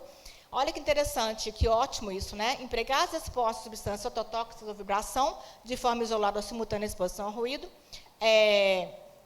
potencialmente nocivo à audição, tem que ser ali objeto de especial atenção pelo médico. O que é especial atenção? O médico vai definir. Diminuir a periodicidade do exame audiométrico, ele tem que ver o que ele vai fazer ali. Porque já há estudos comprovando uma associação positiva, uma associação direta entre a exposição a alguns agentes químicos e perda auditiva, mesmo que o trabalhador não esteja exposto a ruído, gente, a agentes ototóxicos. É a perda auditiva induzida quimicamente. Esses agentes, eles podem provocar perda auditiva, mesmo que o trabalhador não esteja exposto a ruído, mesmo que a concentração do agente esteja abaixo do limite de exposição. Tá? Então, a gente tem que saber quais são esses agentes ototóxicos. O livrinho da CGH já traz para a gente a notação O, de ototoxicidade do agente. Tolueno e xileno, presente nos solventes, são ototóxicos. Hexano é ototóxico, estireno é ototóxico, disulfeto de carbono é ototóxico. A gente tem que saber isso. Anexos, 5 anexos, a gente tem agora na NR7, 5 novos anexos, né? Vou falar da novidade aqui. Anexo 4, controle médico, exposição ocupacional, condições hiperbáricas. São 3 categorias que esse anexo abrange. Trabalhadores mergulhadores, da construção civil, que trabalham em tubolão sob ar comprimido, que vai ser proibido em 2 anos após a publicação da NR18, e guias internos das câmaras hiperbáricas multiplace, câmaras de oxigenoterapia hiperbárica. E a gente tem uma iniciativa tímida, mas muito importante, né, do câncer ocupacional, que é o anexo 5, controle médico ocupacional, da exposição a substâncias químicas cancerígenas e radiações ionizantes. Estou terminando, só falta 2 slides.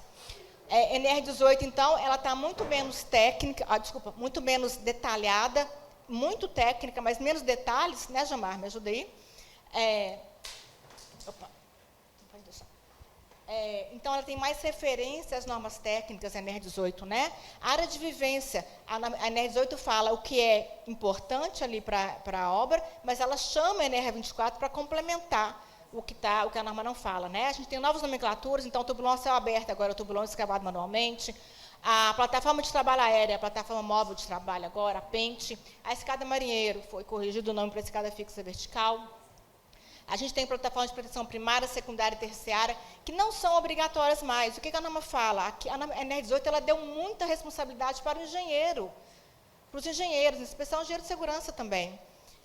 As plataformas não são obrigatórias, mas a empresa pode instalar a plataforma? Claro que pode, desde que haja um projeto, né? Desde que ela garanta ali a proteção contra a queda de altura. O PGR, eu tenho PGR, então, não tenho mais o PCMAT, eu tenho o PGR da obra, né? As obras iniciadas antes da vigência da norma continuam com o PCMAT válido. PGR deve ser elaborado por profissional legalmente habilitado em segurança e saúde do trabalho, é a regra, né?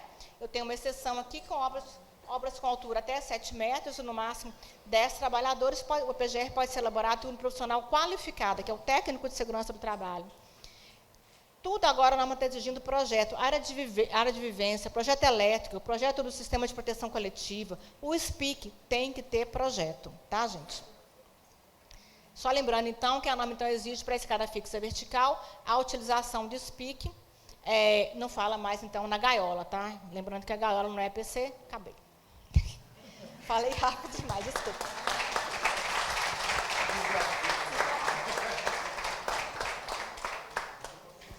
É porque é para dar tempo, gente. Eu falei rápido, mas é porque é para dar tempo. Acho que eu não comi palavra, não. E agora? Muito obrigado. Só foi maravilhosa. Eu deixei até um pouco de água aqui, se você quiser. Não, beleza, obrigada. Você vai querer usar isso aqui? Ok, eu devolvo já. Eu vou fazer algo. Nós vamos escolher. Você conseguiu ver aquela questão do... Eu vou ver. Tá bom? Bom, amigos, nós temos aqui agora uma sessão de perguntas e respostas.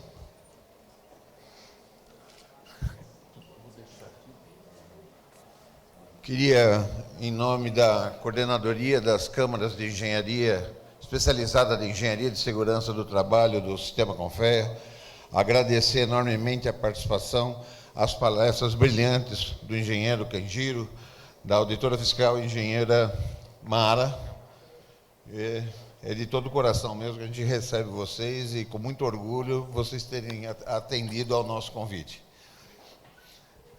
Aos que estão aqui conosco, os que participaram até agora, eu gostaria também de tecer aqui meus agradecimentos por terem apreciado até o final aqui a palestra. Acho que as informações foram muito, muito, muito importantes.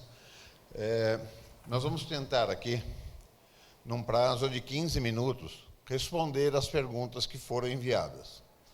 Caso não consigamos encerrar esse rol de perguntas, espero que todos tenham colocado e-mails, mas eu acho que vai dar para responder.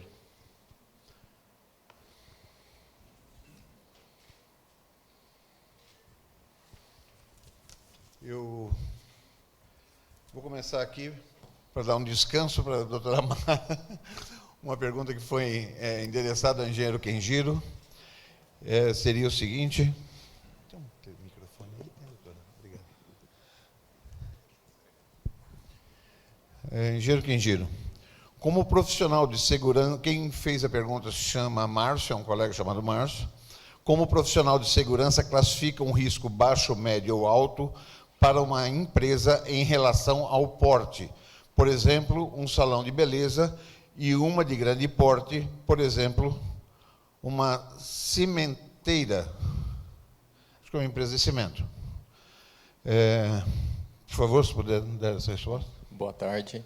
A classificação de riscos, o porte, independente do porte da empresa, você vai classificar a gravidade de acordo com o tipo de lesão que ele pode causar na saúde do trabalhador.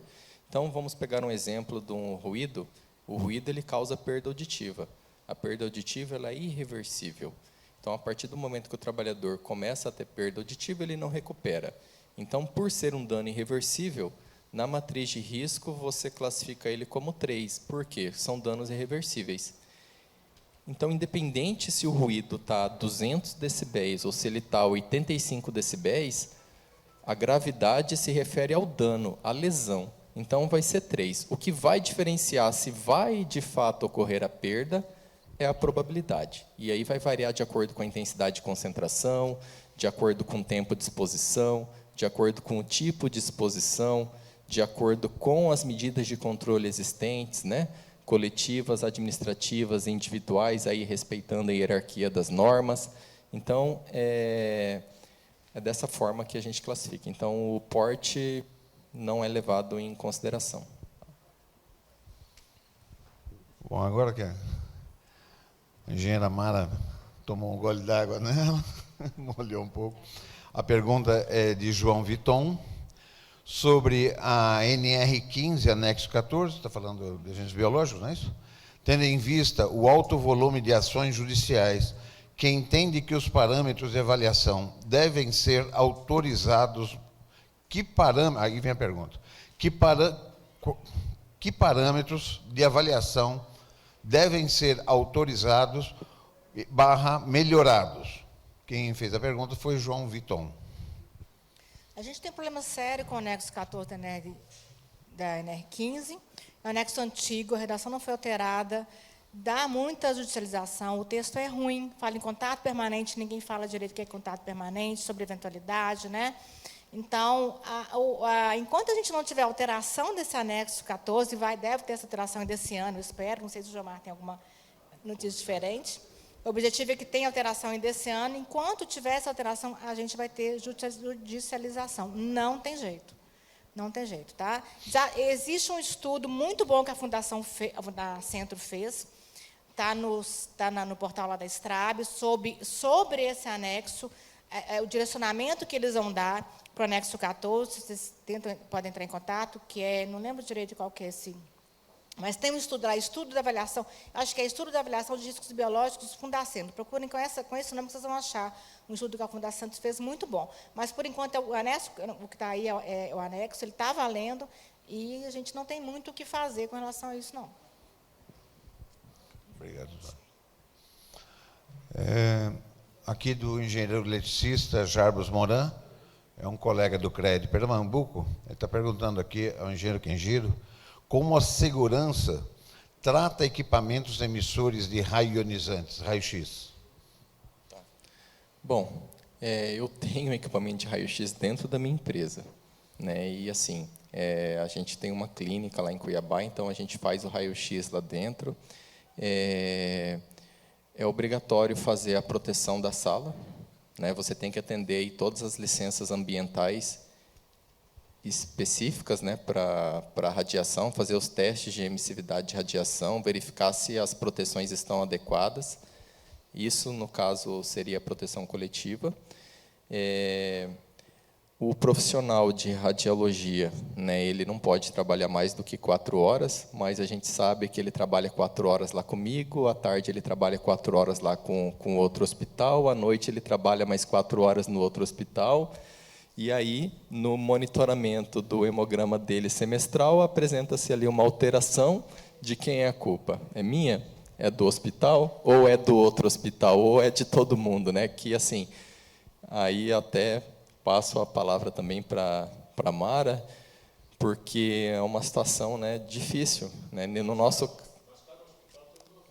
Sim, um dosímetro individual, né? Então, no caso, assim, é muito difícil dar alteração naqueles dosímetros individuais, né? Ele é monitorado, a gente até envia para a SAPRA aqui em São Paulo para fazer o monitoramento desse dosímetro individual, mas a gente também não tem acesso aos outros, né, dos outros estabelecimentos. A gente, quando dá alteração, a gente afasta o profissional da fonte, ele vai para uma outra atividade administrativa dentro ali da clínica, entendeu? A gente não afasta ele do trabalho, mas afasta ele da exposição ao risco, né? Então, assim, esses são alguns controles, fora os controles médicos que são realizados também. Sim. Sim, tem a proteção individual, o colete também. Vamos fazer o seguinte...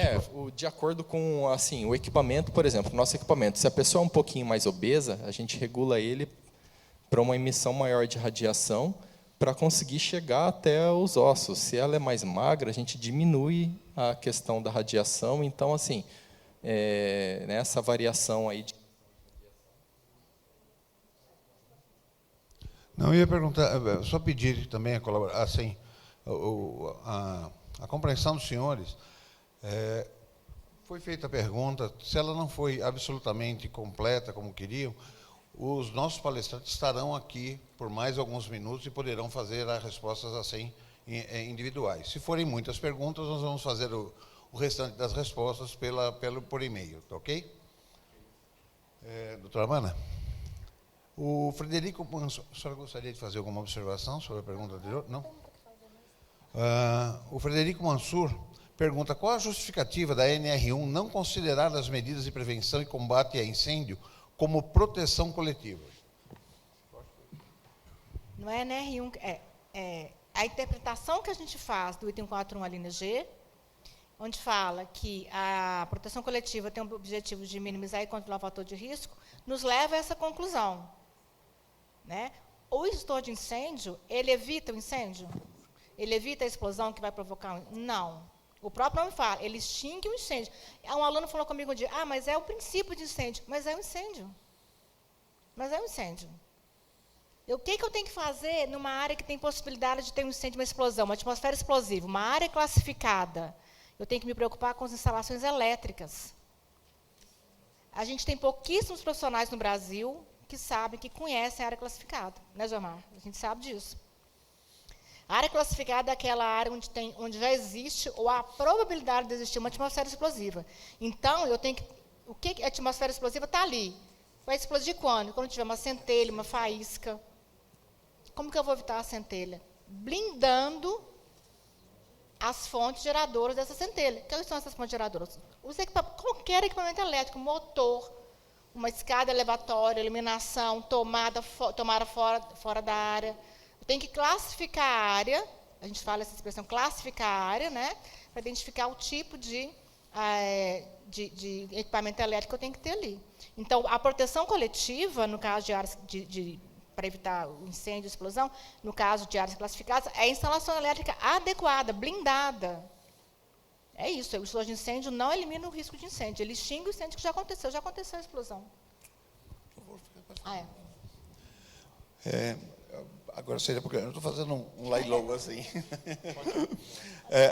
A próxima pergunta foi Keiciane, quem dirigiu aqui para os nossos palestrantes. Eu vou pedir para o engenheiro Keijiro responder, que é, se a umidade não é risco físico, como classificar? Risco físico são formas de energia. Não sei o que estou falando, não, né, gente? Isso é o entendimento, é a classificação, o conceito da higiene ocupacional, né? Risco físico são formas de energia, calor, radiação ionizante, não ionizante, vibração, etc. Umidade é forma de energia? Não. O que é umidade? É uma condição adversa, precária, presente no ambiente de trabalho. Aquela condição precária é um risco? Não sei. Depende, você tem que analisar aquilo ali. Né? É uma condição perversa, precária, que existe no ambiente de trabalho. Esse conceito, eu tenho que fazer uma meia-culpa aqui, eu, Gilmar, faço junto comigo aqui, Gilmar, porque foi o próprio Ministério do Trabalho que introduziu esse conceito errado lá na década de 90, quando publicou a portaria que falava do mapa de risco da CIPA. E lá essa portaria péssima, tinha vários riscos, vários erros nessa portaria. Um deles era falar que a umidade é agente físico. Outro era falar que poeiras e fumos são agentes químicos, e não são. Tá? Não sei se alguém fez a pergunta está aí, se eu esclarecer.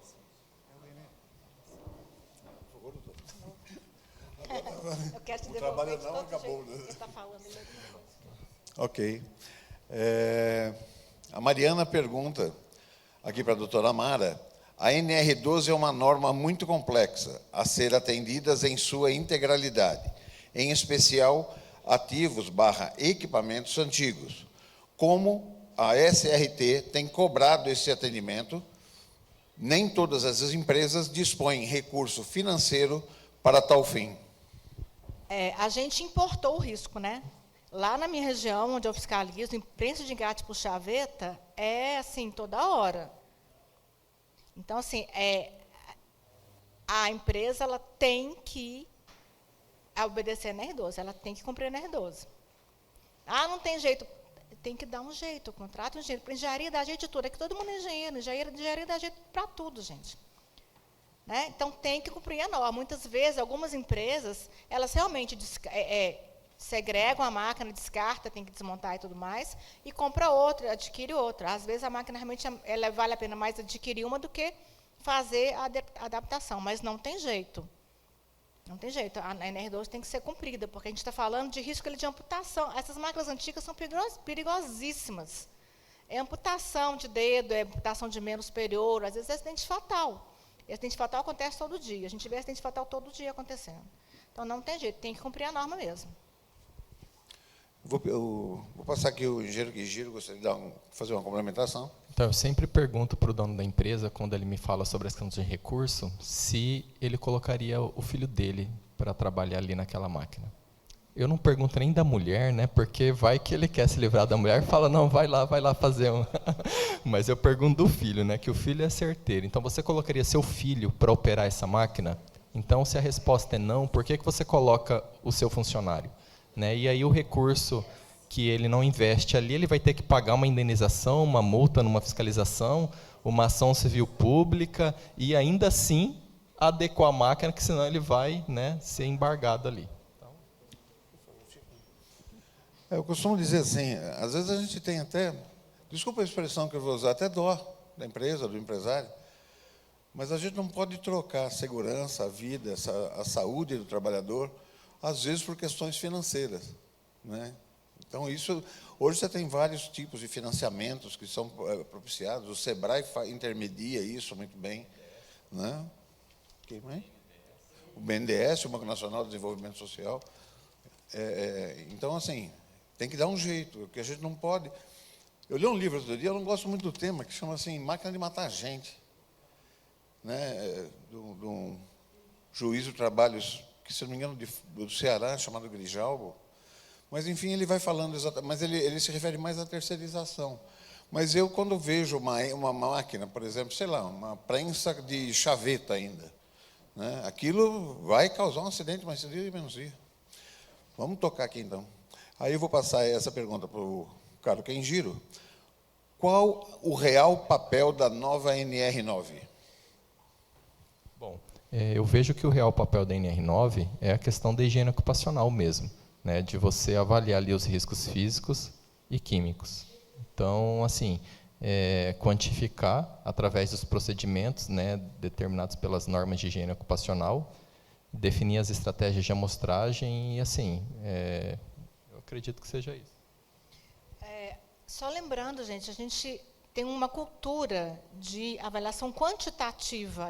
A nova redação da NR1 e da NR9 mostra para a gente que a gente tem que fazer avaliação preliminar, como o Kenjiro falou, né?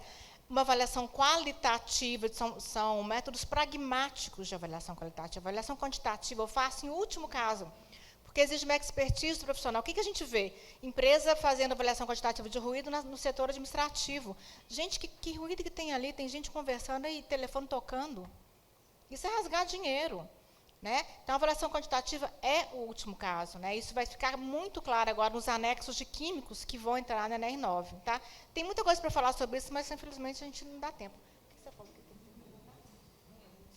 É isso? Ah, tá.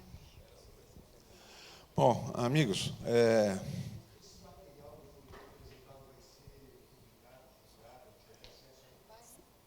deve ser. Era bom depois entrar em contato ou ficar analisando no site da SOEA. Ela deve falar como é que isso vai. Você tem essa informação? Algumas palestras estão sendo colocadas. Só um minutinho. Todo o evento está sendo também em formato híbrido e, portanto, estão todos no YouTube. Todas as palestras, todas as falas, absolutamente todo o evento está filmado e gravado no YouTube, no canal da SOEA. Pode ser até um. Todos que estão sendo transmitidos estarão. Ok. Eu só rapidamente gostaria de deixar esse convite aos interessados a participarem do Congresso Nacional de Engenharia de Segurança do Trabalho. Esse 24ª edição vai ocorrer na cidade do Recife, onde a cidade do Recife, a ANEST, a AESP, que é a Associação dos Engenheiros de Segurança do Trabalho do Estado de Pernambuco, o CREA Pernambuco, o CONFEA, a Multa, vai estar de braços abertos esperando por vocês. Serão 3 dias de muito material relacionado à engenharia de segurança do trabalho, desde a área jurídica e principalmente assim, assim, naquilo que você espera em termos técnicos. Esses conhecimentos técnicos aprofundados vão ser apresentados. Então, aqui nós temos o site do evento, conestbrasil.com.br, todas as informações encontram-se ali, tá ok?